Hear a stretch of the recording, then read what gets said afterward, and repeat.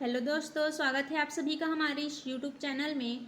तो आज हम लोग देखने वाले हैं क्लास 10th का चैप्टर नंबर 2 दो चरों का रैखिक समीकरण, जिसमें हम लोग देखने वाले हैं आज प्रश्नावली 3 का दूसरा क्वेश्चन। क्या है हम लोग का? दर्शाइए कि निम्नलिखित समीकरण निकाय के अनंतः अनेक हल है। जो समीकरण निकाय है उसको हम लोग को प्रूव कराना है कि वह अनंतः अनेक हल है। तो अनंतः अनेक हल के लिए क्या प्रूफ करते हैं हम लोग? उसका एक शर्त है, जब a1/a2 करेंगे, b1/b2 और c1/c2 करेंगे तो तीनों का मान इक्वल आना चाहिए। तो जो हम लोग का समीकरण है वह अनंतः अनेक हल प्रूफ करता है। तो आइए देखते हैं आगे। यहाँ पे दिया है हम लोग का 2x - 3y = 5। इसको देंगे हम लोग पहला समीकरण। फिर क्या दिया है? 6x - 9y = 15। इसको देंगे दूसरा समीकरण। अब क्या करेंगे हम लोग?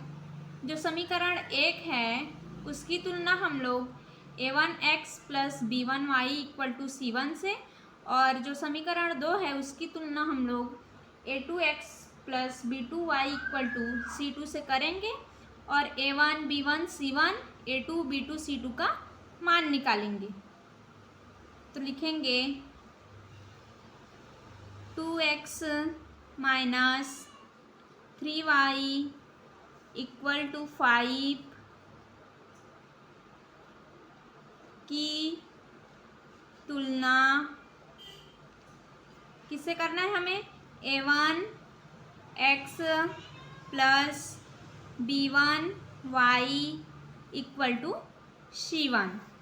और जो समीकरण 2 है उसकी तुलना करेंगे अब 6x - 9y = 15 की तुलना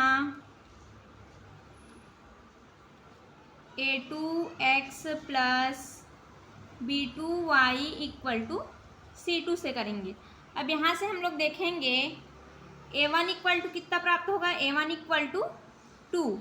तो a1 = 2 हो गया। अब b1 = कितना प्राप्त होगा? b1 = -3। b1 = -3। अब निकालेंगे c1। c1 = कितना होगा? 5। अब a2 का मान निकालेंगे।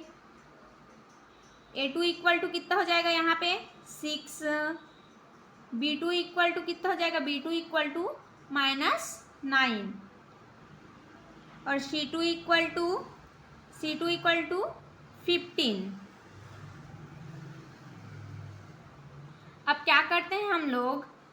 समीकरण निकाय को अनंतः अनेक हल प्रूफ कराने के लिए a1/a2 b1/b2 और c1/c2 का मान निकालते हैं और देखते हैं कि तीनों का मान बराबर आता है कि नहीं। अगर बराबर आएगा तो हम लोग का जो समीकरण निकाय है वह अनंतः अनेक हल होगा। अब निकालेंगे हम लोग a1/a2। a1/a2 करेंगे तो कितना प्राप्त होगा? a1 का मान कितना है? 2। a2 का मान कितना है? 6। अब निकालेंगे b1/b2। b1 का मान कितना है यहाँ पे? -3। तो -3/b2 का मान क्या है यहाँ पे? -9। अब क्या निकालना है? c1/c2। तो c1 का मान कितना है? 5/c2 का मान कितना है? 15।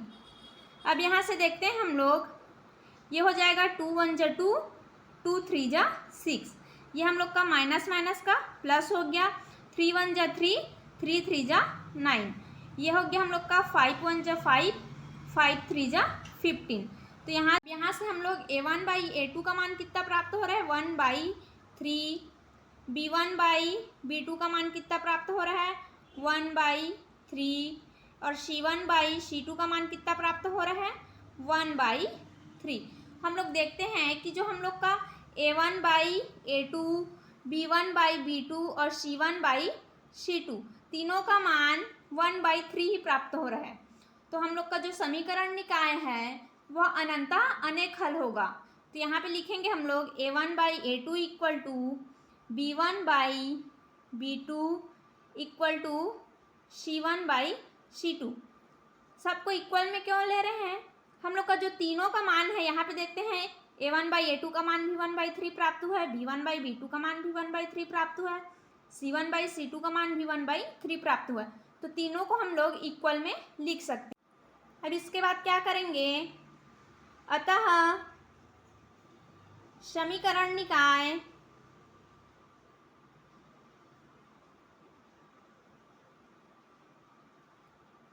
अनंतः अनेक हल दर्शाता है। अनंतः अनेक हल दर्शाता है।